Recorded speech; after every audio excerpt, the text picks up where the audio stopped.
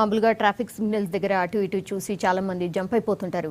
ఇక కొందరైతే వరుసగా ట్రాఫిక్ రూల్స్ బ్రేక్ చేస్తూ చలానాలు కట్టుకుంటూ ఉంటారు. అలాంటి వాళ్ళకి ఇక చెక్ పెడుతోంది పోలీస్ శాఖ. ఇకపై రూల్స్ ఓవర్టేక్ చేస్తే లైసెన్స్ క్యాన్సిల్ చేయడంతో పాటు జైలుకు కూడా పంపుతామని హెచ్చరిస్తున్నారు.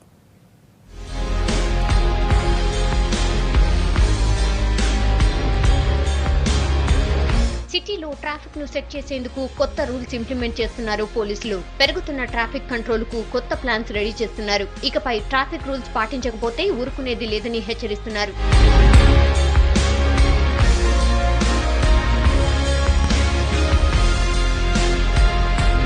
హెల్మెట్, సీట్ బెల్ట్ ధరించండి, ప్రాణాలు కాపాడుకోండి, డోంట్ డ్రంక్ అండ్ డ్రైవ్, ఇలా ఎన్నో చెప్పారు ట్రాఫిక్ పోలీసులు. టీవీలో, పేపర్లలో ప్రచారం చేశారు. హోర్డింగ్లు, సైన్ బోర్డులకు లెక్కే లేదు. సిగ్నల్స్ జంప్ చేయడం, రాంగ్ రూట్ లో వెళ్లడం, ర్యాష్ డ్రైవింగ్ చేయడం అంతా మామూలే. ఫైన్ వేస్తే కట్టడం కూడా కొందరికి షరా మామూలైపోయింది.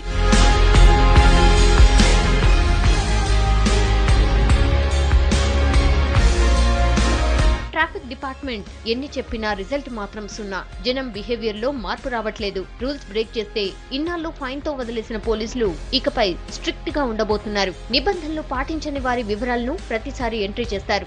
అలా 6 నెలలు, ఏడాదిలో ఎంట్రీ వివరాలను రివ్యూ చేసి ఎక్కువ సార్లు ఫైన్ కట్టిన వాహనదారులపై చట్టపరంగా చర్యలు తీసుకుంటారు. డ్రైవింగ్ లైసెన్స్ క్యాన్సిల్ చేయడంతో పాటు జైలు శిక్ష విధించడం కూడా అమలు చేయనున్నారు.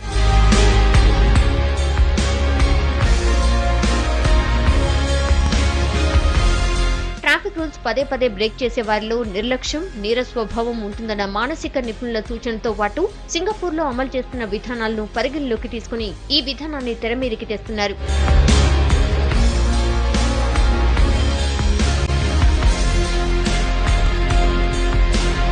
ఇక డ్రంక్ అండ్ డ్రైవ్ లోనూ కొత్త ప్లాన్ తేబోతున్నారు. మద్యం తాగి వెహికల్ నడిపే వాహనదారి ఫోటోతో పాటు బండి రిజిస్ట్రేషన్ నంబర్, తాగిన మోతాదు వివరాలను ట్యాబ్ లో ఎంట్రీ చేస్తారు. డీటెయిల్స్ అన్ని Hyderabad CP office command control room కు వెళ్తాయి. ప్రతి వాహనదారుడి వివరాలతో ఫైల్ క్రియేట్ అవుతుంది. ఇదే తరహాలో ట్రాఫిక్ రూల్స్ బ్రేక్ చేసిన వారి వివరాలు కూడా కంప్యూటర్ రికార్డ్ చేస్తారు ట్రాఫిక్ పోలీసులు.